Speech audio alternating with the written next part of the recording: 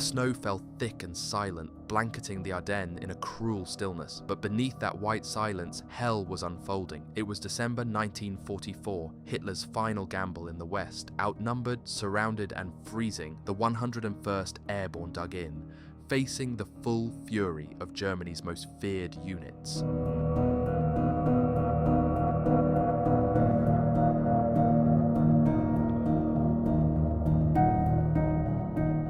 This is not just a summary, this is the full story. We go deep into the trenches, into the foxholes, into the desperate day-to-day struggle as the Screaming Eagles fought against annihilation. This is the battle against Germany's most elite divisions. The fate of the Western Front teetered on a frozen crossroads in Belgium.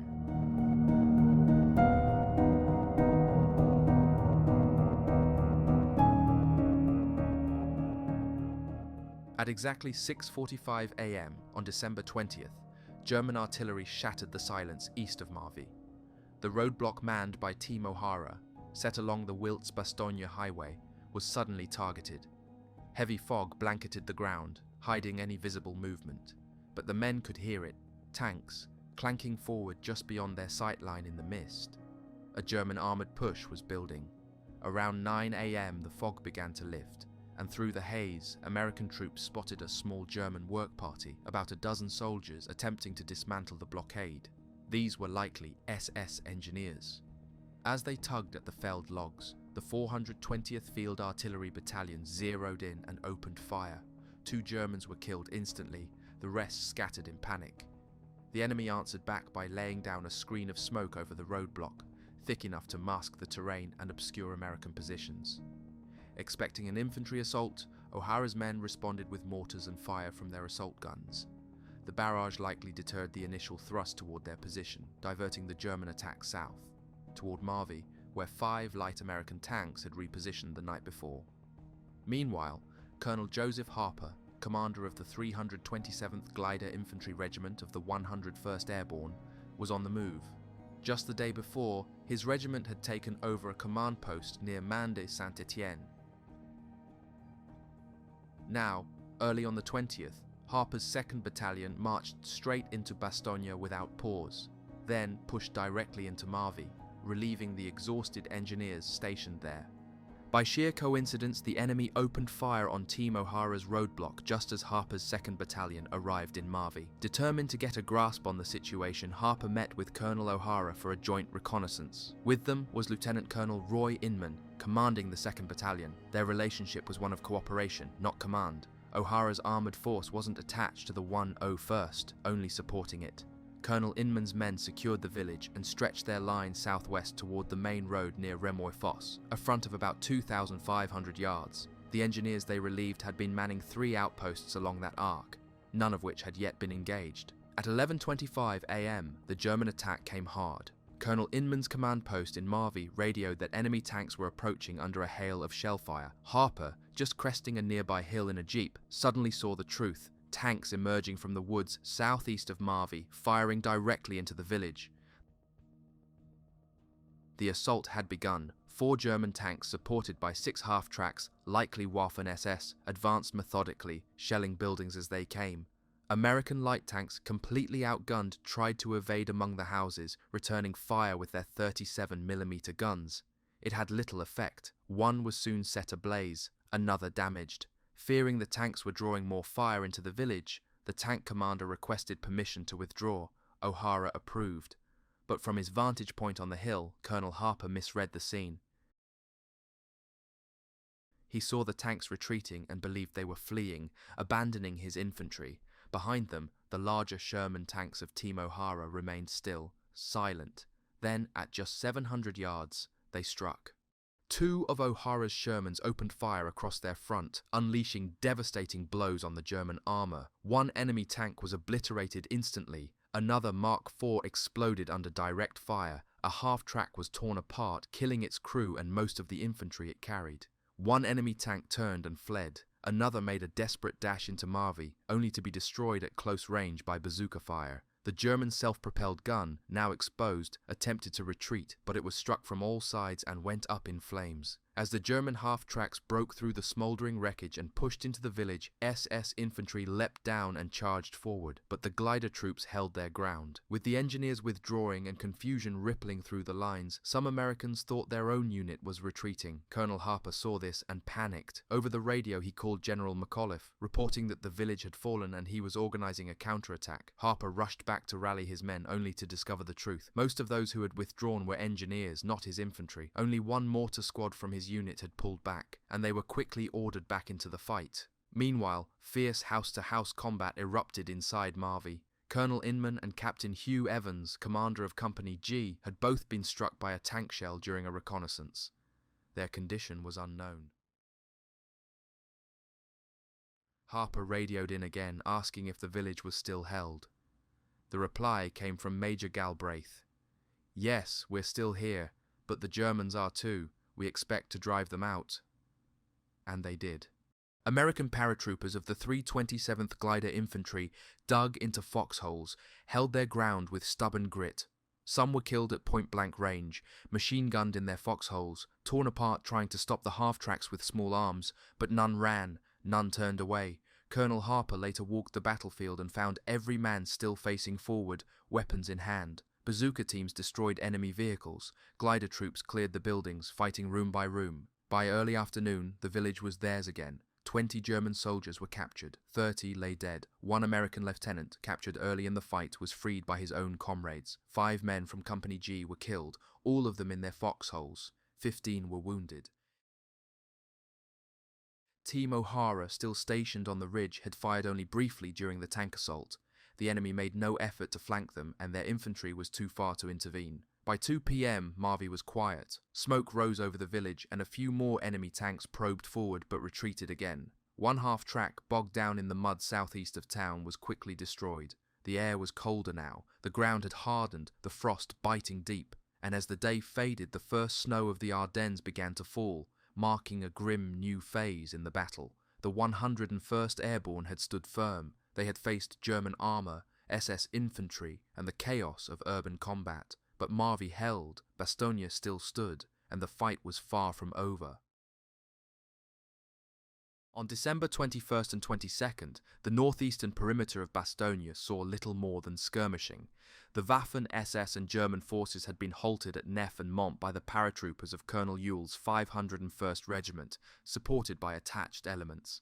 Meanwhile, attempts to penetrate the American lines held by Colonels O'Hara and Harper to the southeast failed as well, less costly for the enemy perhaps, but no more successful.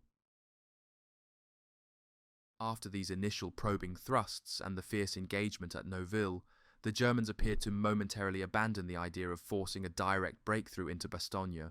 Instead, they shifted focus, pushing their armoured columns westward and around both flanks in a determined effort to completely encircle the town. On the night of December 20th, the Germans cut the road to Neufchâteau, effectively sealing Bastogne off. Just hours earlier, General Anthony McAuliffe had travelled that road to meet with the Corps commander, General Middleton. The timing was crucial. In that meeting, McAuliffe had expressed confidence that his forces could hold Bastogne for at least 48 hours, maybe longer. Middleton warned him that communications might soon be lost and that he would need to act independently. The general also revealed that the 116th Panzer Division was approaching McAuliffe's flank, joining 3 other German divisions already committed to the siege. McAuliffe remained unfazed. "I think we can take care of them," he said. Middleton, sceptical, admitted he wasn't sure Bastogne could be held, especially with the situation rapidly deteriorating. Still, he stressed the importance of keeping the road to the southwest open for as long as possible. As McAuliffe departed, Middleton made a remark in jest. "Now don't get yourself surrounded." McAuliffe chuckled, but deep down, he already believed they were. Just 30 minutes after McAuliffe's return trip over the road, German armour severed it completely. Ironically, the encirclement brought a much-needed clarity to the American command structure. For the first 2 days of the siege, coordination between infantry and armour had been tenuous at best. McAuliffe had requested that Combat Command B of the 10th Armoured Division be attached directly to his command, but Colonel Roberts, leading the tanks, had replied with scepticism. "What do you know about armour?" McAuliffe had shot back. "Maybe you want the 101st Division attached to your combat command." This lack of unity stemmed partly from confusion over command authority and partly from the fact that the infantry and armour were unfamiliar with one another. Their cooperation was effective but lacked cohesion. As one staff officer put it, the tanks felt like a will-o'-the-wisp on the front lines, always present but never quite integrated. Tank crews felt the same about the infantry. Both believed they were holding the line with minimal help from the other. Liaison was spotty. There was no time to build coordination, everyone was too busy surviving. But with Bastogne now completely encircled, General Middleton made it official. All forces inside the pocket, including Combat Command B, were now under General McAuliffe's direct control. Middleton told Colonel Roberts, "Your work has been satisfactory, but I can't manage two sets of reports from the same area." From that moment forward, Colonel Roberts relocated his command to the 101st Division headquarters and stayed there until the siege was broken. Coordination between tanks and paratroopers rapidly improved. Roberts, an experienced and aggressive armour commander, made it his mission to ensure tanks weren't squandered. He pushed back against infantry requests to use tanks as static roadblocks and instead insisted on maintaining a mobile armoured reserve. He issued a memo to all infantry officers detailing the proper use of tanks in support operations.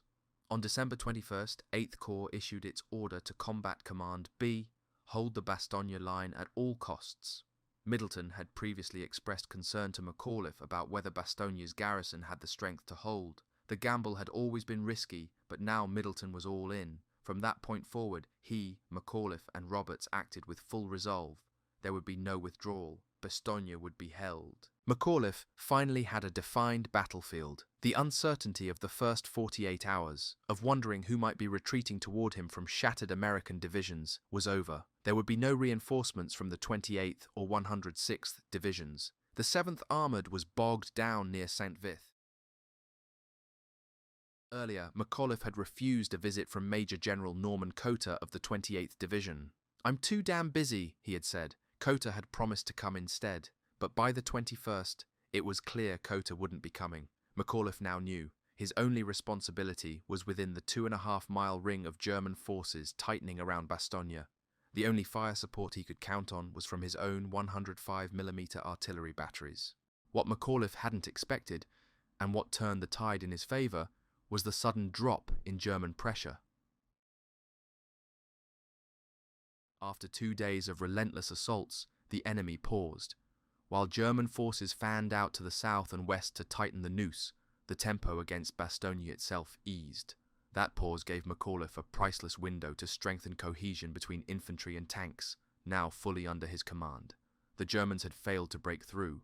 Now they would try to strangle Bastogne into submission. Enemy movement to the west and south continued. The Panzer Division had already broken itself against Bastogne's defences. The 26th Volksgrenadier Division, advancing from the east, had likewise failed to achieve its objective. Captured German documents later revealed that the 26th had been slated to take Bastogne as a matter of prestige. It had failed. German troops moved light and fast, lured by promises from their commanders that Bastogne would be full of captured American food and supplies. Some had gone hungry for 3 days trying to reach those rations. Their firepower, too, showed signs of strain. Despite heavy mortar and Nebelwerfer fire shaking the buildings inside Bastogne, the artillery support during infantry attacks was limited, mostly confined to the direct fire of tanks and a handful of self-propelled guns. Allied intelligence concluded that this was due to a critical shortage of German ammunition. The severing of the Neufchâteau road barely made a ripple in the 101st Division's records. Up to that point, the division's G2 section, responsible for enemy intelligence, had been building its picture from scratch, relying on captured documents and interrogated prisoners. No detailed enemy estimate had been available when the battle began. What Lieutenant Colonel Paul Danahy, the division's G2, lacked in information he made up for in dark wit and clear messaging. When 11 dead men were found near a captured hospital, dressed in civilian clothes but wearing German dog tags, Danahy went personally to identify them. Hours later, a message from the 10th Armored Division warned the 101st, "You can expect attacks from Sherman tanks, civilians and almost anything now." Reports followed of German troops killed in American uniforms and Sherman tanks firing on American positions. Danahy investigated and found that German troops using American clothing never wore full disguises, just enough to sow confusion while technically remaining in uniform. It was enough to inspire his next warning.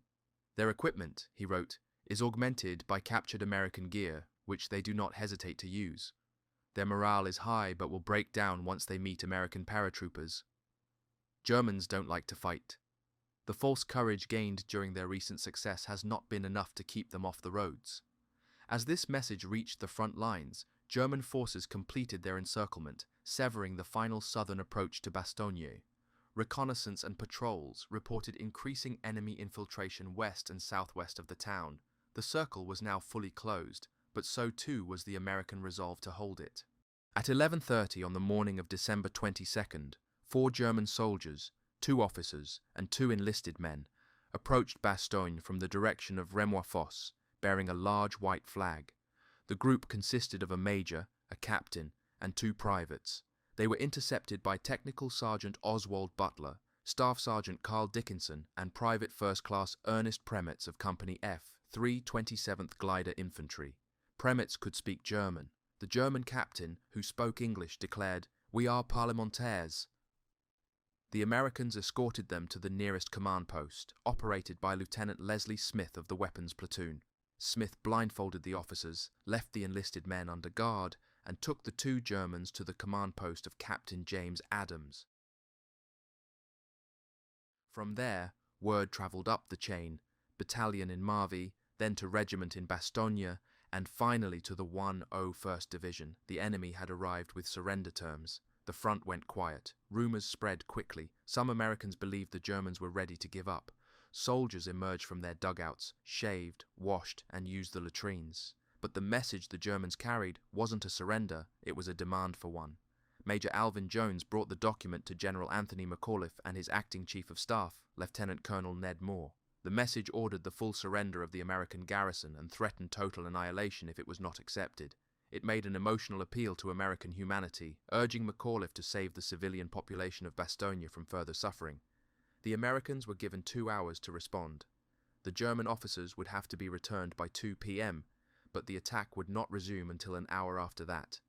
In the frozen darkness of the early morning hours of December 22nd, one of Team O'Hara's patrols moved cautiously through the snow near Bastogne. Visibility was clear and the air bitter.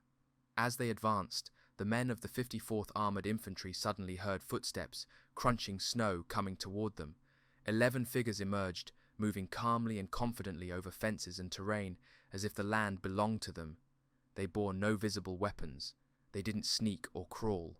They walked straight through the American lines, moving silently between the 327th Glider Infantry and the 54th Armoured Infantry positions.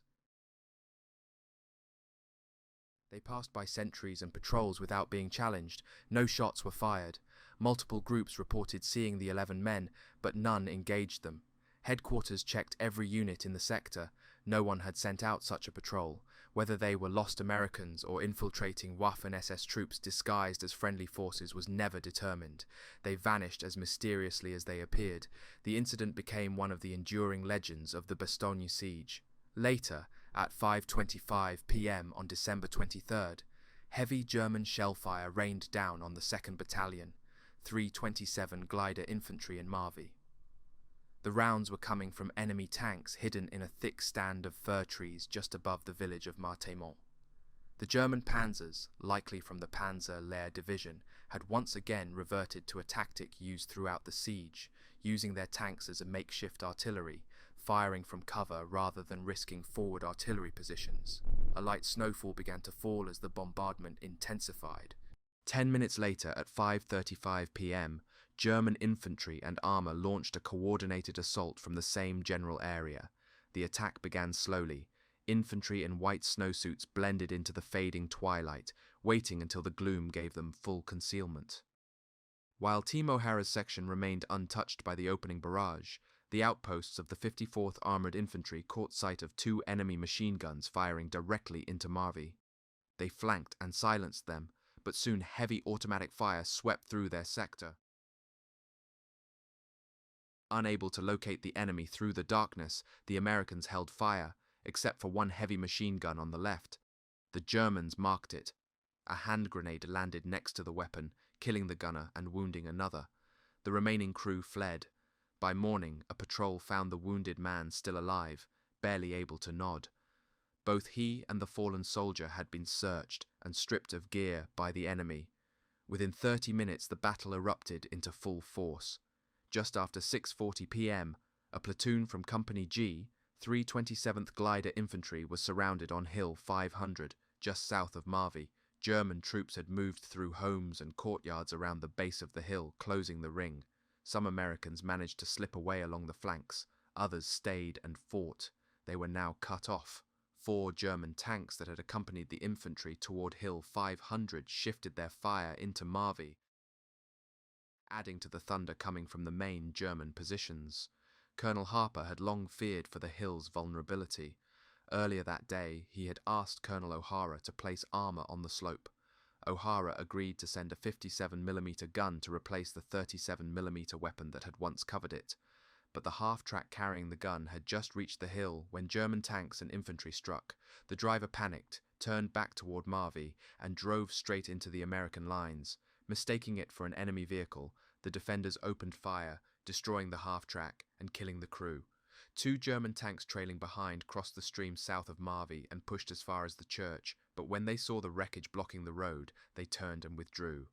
Having begun with stealth, the German infantry now surged forward in a frenzy. Flares lit up the sky. Tracer fire slashed across the battlefield. From Colonel O'Hara's position, it seemed as if bullets were flying in every direction. Fire erupted from the southern edge of the village. A self-propelled German gun barreled up the Wiltz Road. As it rounded a bend near a farmhouse, one of O'Hara's Shermans struck it head-on. The vehicle exploded, lighting the whole area. Enemy artillery focused on the farmhouse. The hayloft caught fire, burning bright like a beacon. The light from the flames exposed American positions. O'Hara's tanks and infantry fell back 100 yards to escape the glow. On Hill 500, 98 men, including an engineer platoon on Colonel Harper's right, held the high ground. Some had already fallen. As the Germans attacked Marvie from the south, a second armoured force, 12 tanks supported by infantry, advanced north along the Bastogne road, aiming for Company F's sector. Instead of staying on the road, part of the German armour swung eastward, curving toward Hill 500. Their infantry, clad in white, were almost invisible against the snow. Lieutenant Stanley Morrison and his men of Company G had dug in around the base of the houses on the hill. From his command post, Colonel Harper contacted Morrison. "What is your situation?" he asked. Morrison's reply came cool and even. "Now they are all around me. I see tanks just outside my window. We are continuing to fight them back, but it looks like they have us." 3 minutes later, Harper called again. Morrison answered, "We're still holding on." Then, silence. The line went dead. Lieutenant Colonel Thomas Rusey, Harper's executive officer, turned to him and said grimly, "I guess that's the end of Morrison." No word ever came from Hill 500 again. Lieutenant Morrison and his men had been encircled and overwhelmed by the 901st Panzer Grenadier Regiment of the elite Panzer Division, one of the Wehrmacht's most powerful and experienced units, supported in the attack by Waffen SS elements known to be operating in the southern thrust. The men of Company G had received no armoured support, no tank destroyers, no Shermans, nothing. Colonel O'Hara's force had remained silent throughout the fight for the hill and had not opened fire on the German armour advancing on Marvie either. When Harper questioned this, O'Hara responded, "They are attacking me also and are trying to come around my north flank." That flank was covered by a patch of woods just beyond the bend in the road, outside the American line. Enemy troops were striking from those woods. Now, the German snowsuits betrayed them, reflecting the orange light of the burning farmhouse. At just 100 yards, O'Hara's men opened fire. Some German soldiers dropped instantly. Others dove into the snow, trying to disappear. The night burned, cracked, and echoed with the chaos of battle in Bastogne, fought house to house, hill to hill, tank to tank. One of Colonel O'Hara's men hadn't made it out in time. As the German troops swarmed his sector, he stayed motionless in his foxhole, feigning death.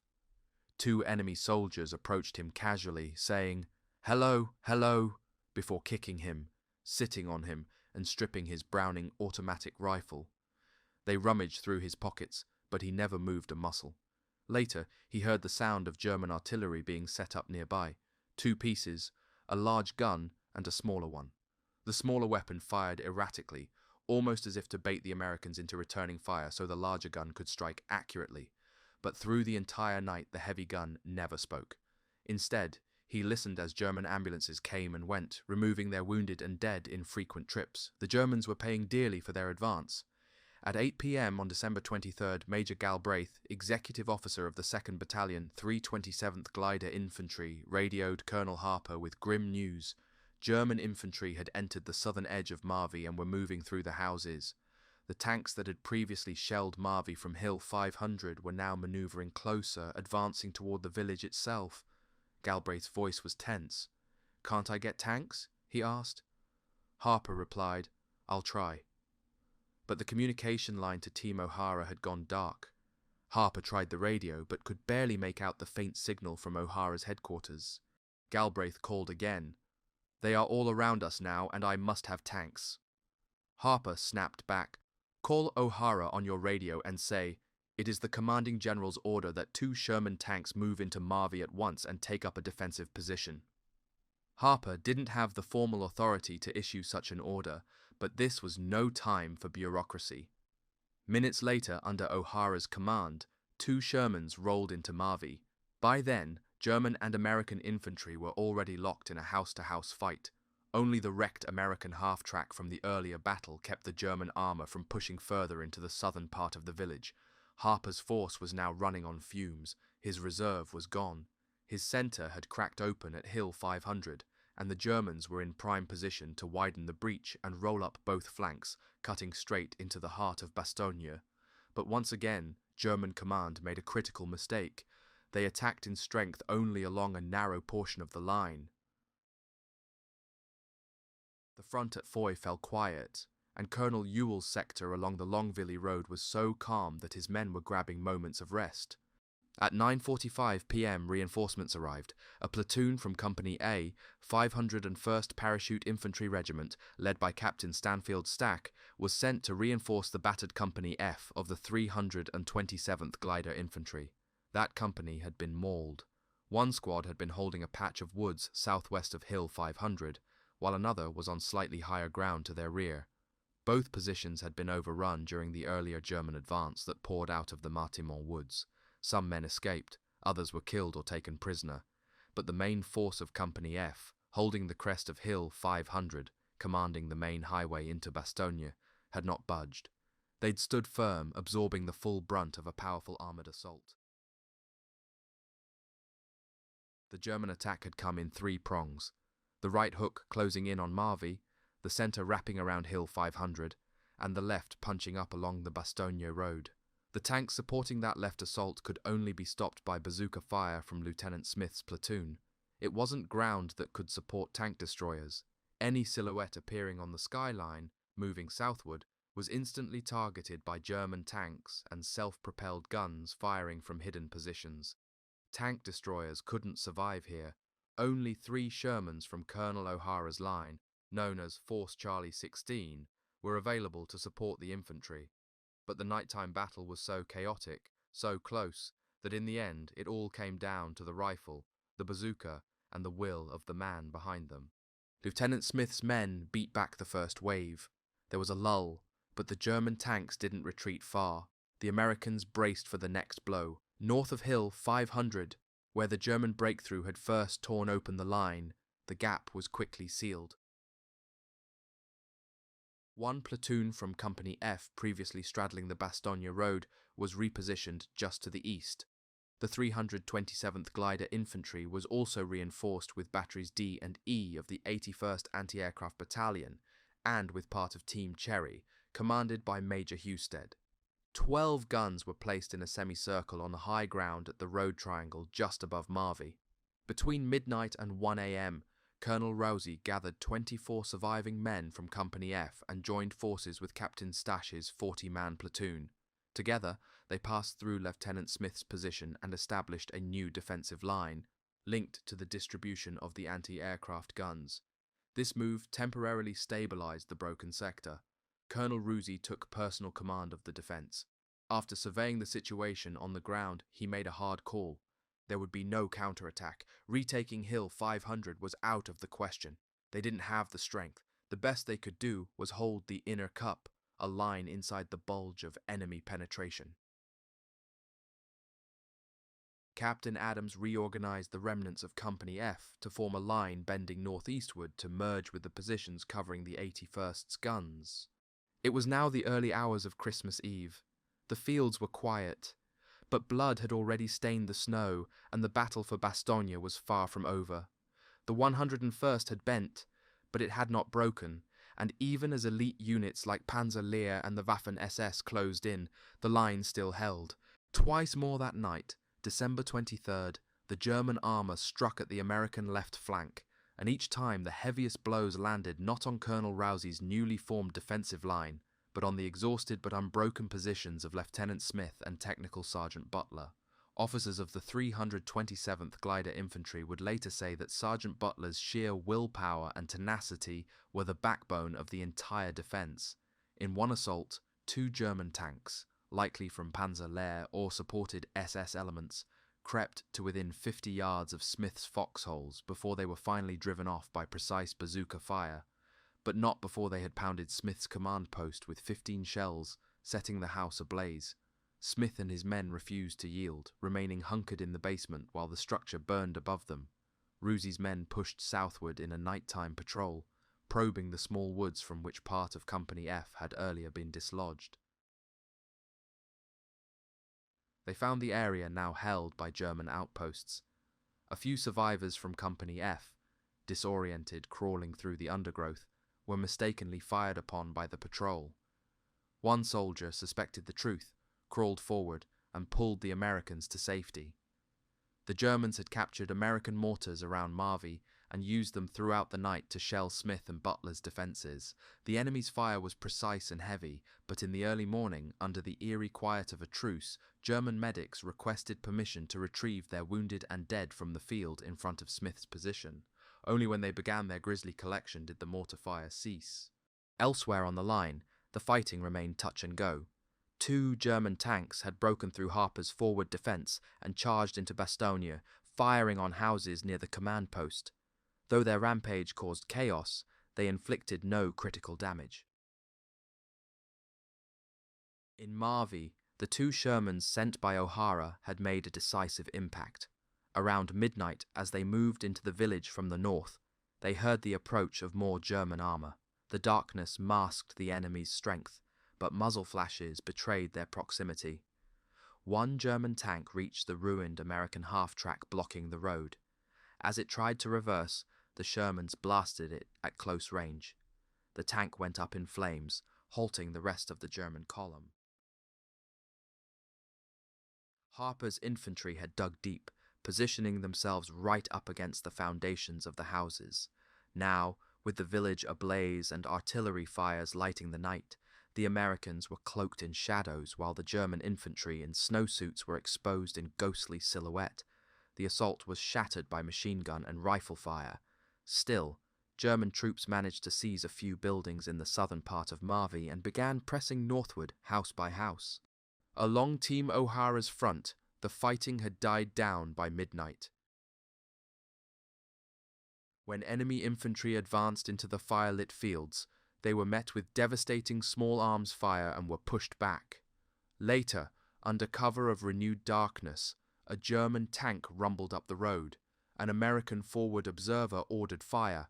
A 75mm shell from a tank and a 105mm round from an assault gun roared through the night. Second Lieutenant Sherwood Wishart, the tank platoon leader, believed his rounds had bounced harmlessly off the enemy armour, but at dawn, a destroyed Mark IV was discovered beside the road, pierced through cleanly by a 75mm shell. Not a single German body remained in the snow, only the scattered remnants and crimson marks of the night's carnage. Their medics had done their work swiftly and quietly. With daylight breaking on Christmas Eve, Colonel Harper walked the lines to inspect the damage. A patrol sent to Hill 500 confirmed it remained in enemy hands. Most of Marvie was still under American control, though German forces were entrenched in the southern sector. 5 Americans had been killed, 7 wounded, and 1.5 platoons had been annihilated in the struggle for the hill. The morning passed without further enemy action. At 9 a.m., a patrol from O'Hara's line returned to the old roadblock. The enemy had largely withdrawn, except for 2 German soldiers sitting exposed on a pile of beets.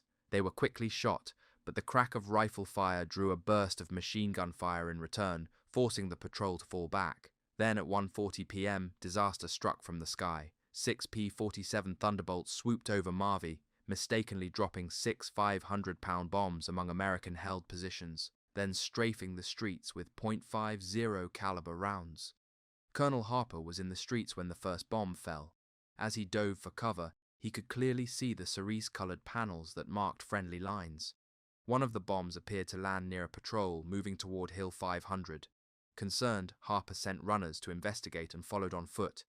As he moved, he spotted a German in a filthy snowsuit dart from one house to another. Harper fired his M1 rifle to warn the patrol. They returned fire on the building, but were soon pinned down by rifle fire from the southern end of the village and withdrew. During their sweep, the patrol had made a startling discovery: a German tank, fully camouflaged as a haystack, except for one critical error. They had left the barrel of the gun sticking out through the straw. Harper raced to the one remaining Sherman in the village and directed the gunner to the target just beyond the last row of houses. He then continued to O'Hara's tanks along the Wiltz Road and ordered them to start blasting the haystack tank and the houses sheltering enemy infantry. The Shermans opened fire immediately. The hay ignited. Shell after shell slammed into the tank. The crews believed they had killed it, though Major Galbraith later claimed he saw the vehicle retreat under its own power. At 4:45 p.m., the P-47s returned, bombing and strafing Marvie a second time. Then, at 7:45 p.m., Bastogne itself was bombed by German aircraft. By 6 p.m. that evening, Colonel Harper was given a staggering new responsibility: command of the perimeter from Marvie all the way northwest to Hemrula. He looked at the map and said to General Higgins, "Look at it, this is half of the division perimeter."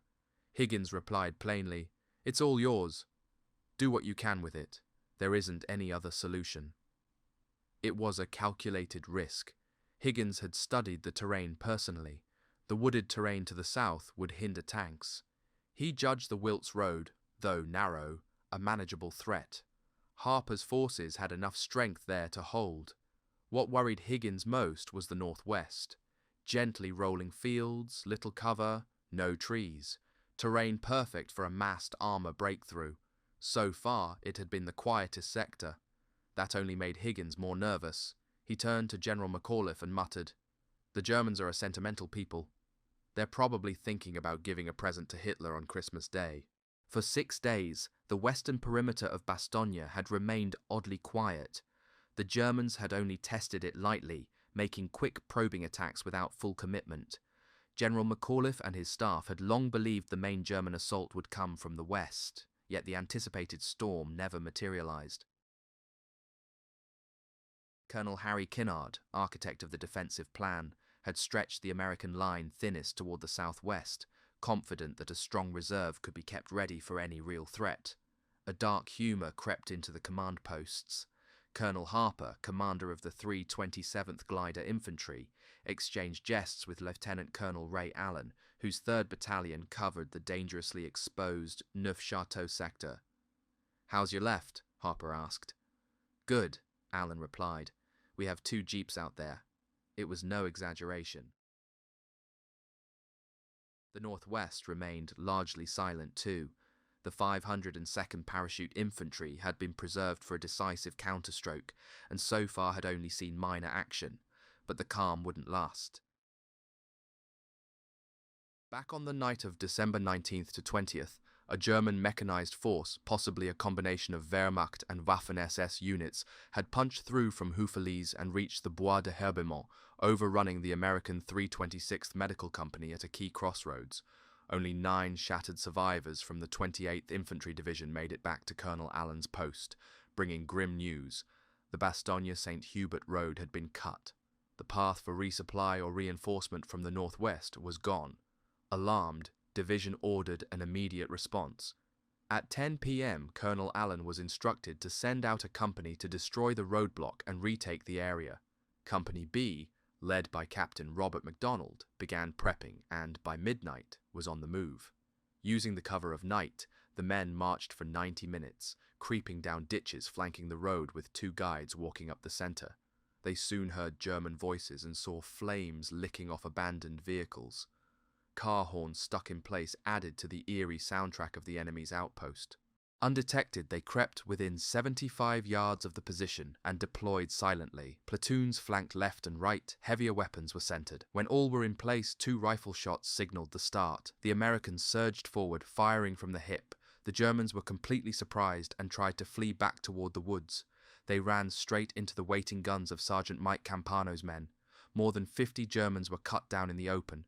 None were captured. Company B didn't suffer a single casualty. In the aftermath, Company B swept the area. 3 Americans who'd been captured were freed, 2 finance clerks from the 28th and a black truck driver. They also discovered the brutal aftermath of the enemy advance. 2 American paratroopers, likely wounded patients, had been executed, their throats slashed. Several American trucks were recovered, some packed with medical supplies, others loaded with mail or explosives. Even a light tank was found and repurposed into Company B's defense. A forward artillery observer from the 333rd Field Artillery Group attached himself to the unit, ready to rain down 155mm fire if needed. At 7 a.m., December 21st, another German force approached from Saal, 9 half-tracks, 775mm guns, and light vehicles. Company B, hidden above the highway in a shallow cut, waited until the enemy was 25 yards away. Then all hell broke loose. Rifles, machine guns, a 57mm cannon, and the captured light tank tore the column apart. Only 1 vehicle escaped. All the guns were seized, then destroyed with captured explosives. Later that morning, 2 enemy tanks and supporting infantry tried to flank the position. One was knocked out by a rocket, the other pulled back. Infantry was scattered by American fire and artillery. At noon, German tanks from the direction of Saal opened fire, but 2 tank destroyers from the 705th arrived just in time and silenced the threat. Still, by now it was clear, the road held no strategic value. Bridges to the northwest and southwest were destroyed. The route was no longer viable for American supply. Company B withdrew in the evening. Elsewhere, on December 22nd, a German patrol had cut the road near Mont. Colonel Allen launched a counterattack with 25 men and cleared the route, capturing prisoners and discovering that the roadblock was nothing more than wagons and farm carts tied together. A platoon of tank destroyers reconnoitred beyond the position and confirmed the way was open. In the northwest, the 502nd Parachute Infantry now engaged in real combat. Colonel Stopka's 3rd Battalion had been ordered to Recogny to support the embattled forces retreating from Noville. 4 tank destroyers joined the push, but found no immediate action. On December 21st, the 1st Battalion, 502nd, was shifted east of Gros-Hez, then ordered toward Recogny. Company G of the 506th had taken heavy fire at Foy and pulled back, exposing Stopka's right flank. Stopka immediately redirected Company G to protect the gap. Fog shrouded the battlefield. Enemy armor moved unseen, but 1 clear shot was taken by Sergeant Lazar Hovland. He set a German tank ablaze with 4 shells, and crippled another before it vanished into the mist. The 101st's new order was to retake Recogny and close the line between the 502nd and 506th, but General McAuliffe, after speaking with Colonel Sink of the 506th, decided the ground was no longer vital. Stopka was instructed to pull back to a more defensible position. The 1st Battalion fell back to Gros-Hez, while Company A shifted to Longchamps. The 377th Parachute Field Artillery Battalion supported these movements, pounding a German column along the Salle-Bertogne road and destroying 6 vehicles, breaking the enemy's momentum. On December 22nd, German build-up along the Salle-Bertogne axis intensified. Colonel Chapuis moved Company A to Champs, while the rest of 1st Battalion went to Hemroule, west of Bastogne. A platoon set up a roadblock near Longchamps. That same day, the 3rd Battalion of the 502nd faced probing attacks, small but relentless. 2 tank destroyers were transferred to reinforce Company A in Champs. A patrol sent to Rouet, 1 mile north, skirmished with 14 German troops in a 20-minute firefight, driving them off with rifles and machine guns under covering artillery. The next day, December 23rd, the situation remained tense. Another patrol under First Lieutenant David White reached Rouet and observed Germans entrenched on high ground, building roadblocks from farm carts and digging in with feverish energy. It was clear they were preparing for something big. To the south, Colonel Allen's 3rd Battalion, 327th Glider Infantry, prepared to hold the critical line at Flamierge, Flamizoul and Saint-Hubert. The enemy was closing in. The full weight of the German offensive, backed by seasoned units from the Panzer Division and Waffen SS detachments, was about to fall across the western and southern flanks of Bastogne. The Americans were outnumbered, outgunned, and freezing, but they were ready. West of Mende-Saint-Étienne, Colonel Ray Allen's 3rd Battalion found itself dangerously exposed, isolated on the far edge of the 101st Airborne's defensive ring with no friendly contact on either flank. Aware that his battalion was overextended and vulnerable to envelopment, Colonel Allen devised a fallback strategy on December 21st. Known simply as Plan A, it called for a methodical, phased withdrawal. Company C would pull back through Company B in Flamizoul, which in turn would fall back through Company A. Company A would hold off the enemy long enough to buy time for the others to establish a new defensive line on the high ground west of Champs and Grandvange, about a mile to the south. Once in position, Company A would then retreat behind them, and Company C would assume the reserve. On December 23rd, at midday, American patrols reported enemy armor moving out of the woods south of the Saint-Hubert road. The threat revealed itself as a full German armoured column, 12 tanks, accompanied by snow-suited infantry, likely from Waffen SS or Panzer Lehr units. Around 1:30 p.m., Colonel Allen's outposts began pulling back without direct engagement, cautious not to provoke the full weight of the German armoured force. Allen feared they might sweep right and sever his link to Bastogne, but instead the enemy veered left, halting on a ridge near Coqueleval just south of the road. From there they opened fire on Company C's positions. When the German armor attempted to press forward, American artillery found its mark. 2 tanks were destroyed, and the rest of the German force pulled back to turret defilade, continuing to shell Company C from a safe distance throughout the afternoon. 6 tank destroyers from Colonel Templeton's 705th Tank Destroyer Battalion, along with a reconnaissance platoon, had initially been in position to support Company C. But as they pulled out of a ravine just beyond Mont Saint-Étienne, enemy tanks hidden in the forest flank opened up. 2 tank destroyers were taken out immediately. The ambush forced the remaining vehicles to retreat and redeploy with greater caution. The reconnaissance platoon pushed forward to screen the flank, while the rest of the tank destroyers spread out to cover key roads into Mont. The recon troops dug in along the same axis, bracing for what was clearly a major assault in the making. As night fell, Colonel Allen received more bad news. His roadblock at Flamierge had been overrun. An enemy column had pushed down the Saint-Hubert road from the northwest. Allen's men had believed the route would soon be used by elements of the 4th Armored Division for relief and mistook the German troops, dressed in white camouflage, for Americans. They let them pass too close. When the truth dawned, it was too late. 4 German tanks suddenly opened fire on Company C's line, inflicting heavy casualties and destroying their aid station, an anti-tank gun, and a pile of mortar ammunition in the first barrage. The tanks surged ahead, pushing through the company's position. Simultaneously, the other 10 tanks, those stationed on the ridge to the south, began their advance. Company C tried to hold but collapsed under the pressure. Some of its men broke out to the southeast along the road, while others withdrew as best they could through the lines. Colonel Allen, seeing the situation unraveling, ordered Plan A into effect, but the chaos made a clean execution impossible. Company B moved through Company A as intended and took up defensive positions on the high ground's left flank. Company A, initially designated as the reserve, had to re-enter the fight and replace Company C in the line due to the losses suffered.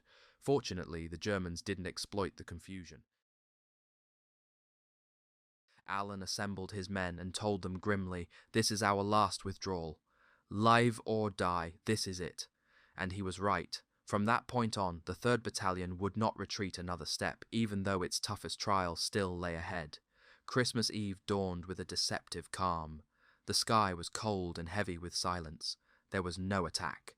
The men cleaned their rifles, checked their ammunition, and waited for the next hammer blow from the Waffen SS that would surely come. Just as the cold dawn of Christmas Day broke over the snow-clad ridges outside Bastogne, the stillness was shattered by urgent footsteps and a breathless warning.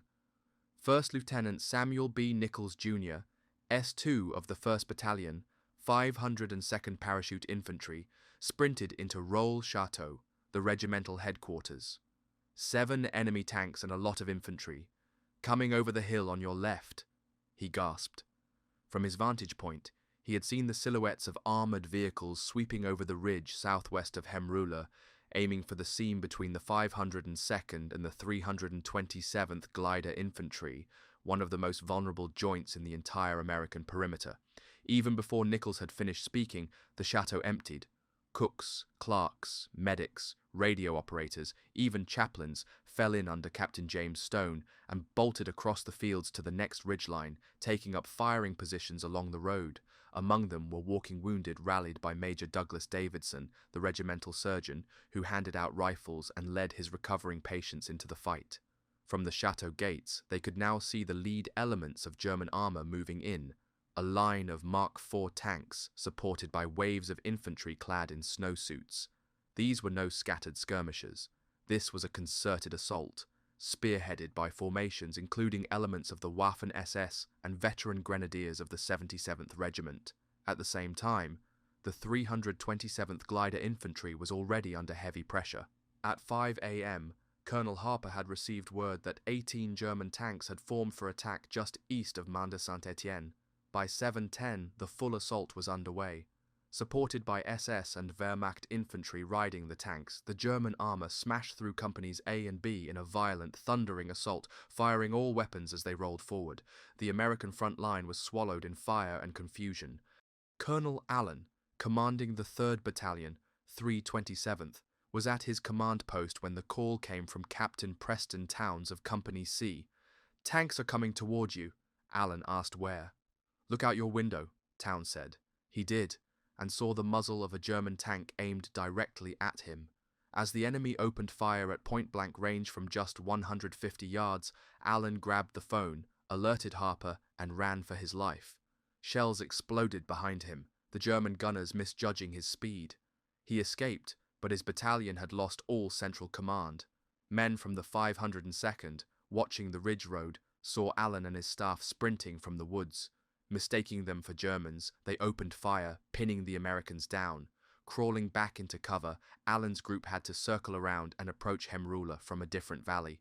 Even then, when they emerged again, the gunners of Colonel Cooper's 463rd Parachute Field Artillery Battalion nearly shot them. Only Allen's frantic waving of a handkerchief spared them further friendly fire.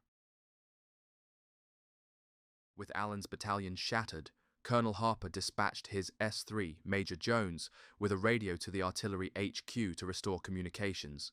Meanwhile, Captain MacDonald of Company B took charge. He had overheard Allen's desperate call and immediately radioed Companies A and C.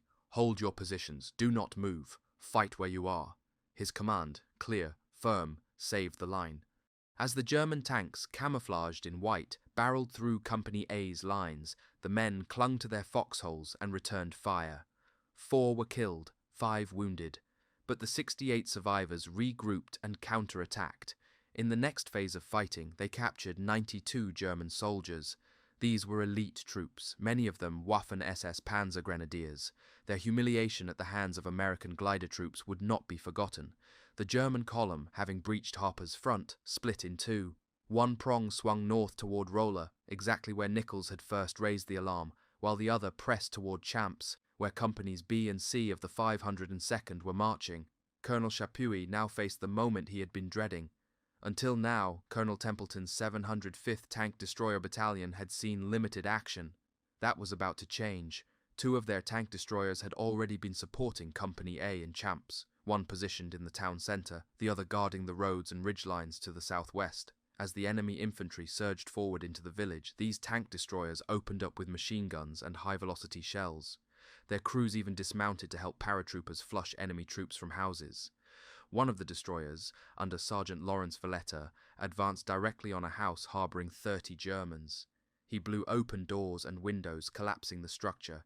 Then he hit 2 more buildings before pulling back, only to return again before dawn and finish the job. South of Champs, the situation became dire. 2 other tank destroyers from Company B of the 705th had been positioned near the road to Grand-Effange. They had successfully ambushed and knocked out 2 or 3 German tanks, but as the full scale of the enemy attack emerged, nearly 24 tanks, they began to fall back. Unfortunately, they moved directly into the enemy's line of fire and were swiftly destroyed. Their sacrifice, however, diverted the fury of the attack away from Company C of the 502nd, sparing it from annihilation. Still, 7 German tanks now loomed over Company C, their guns blazing, with 15 to 20 infantrymen riding each tank. The ground fog muffled visibility, but the outlines of the enemy were clear. Captain George Cody ordered his men to fall back, slowly, in order, to the forest's edge. There, under the cover of trees, they took up fresh positions and unleashed hell. Machine guns, bazookas and rifles tore into the advancing German grenadiers. Bodies tumbled from the tanks into the snow. The German armour began to veer left, trying to avoid the killing fire and instead strike at Company B in Champs. What the Germans didn't know was that 2 tank destroyers from Company C, 705th Battalion, had been waiting in concealment behind Company C's forest line. They had not yet fired a single shot, but now, as the German tanks exposed their flanks while pivoting toward Champs, the Americans struck. The ambush was perfect. Shell after shell ripped into the German panzers. Caught between infantry fire and high-velocity anti-tank rounds, the German offensive, spearheaded by some of its finest armoured troops, was turned back. What had begun at dawn as a full-blown armoured breakthrough by elite Waffen SS and Grenadier units had, by mid-morning, collapsed into another failed push against Bastogne's frozen wall. The men of the 101st Airborne and their attached units had held the line again. On Christmas Day, the gift the Germans had promised to give Hitler was met not with surrender, but steel. Despite being cold, surrounded and outgunned, the 101st Airborne Division held their ground at Bastogne with unshakable resolve. From 19 December 1944 to 6 January 1945, the division suffered 341 killed, 1,691 wounded and 516 missing, yet they never surrendered an inch of the town they were sworn to defend.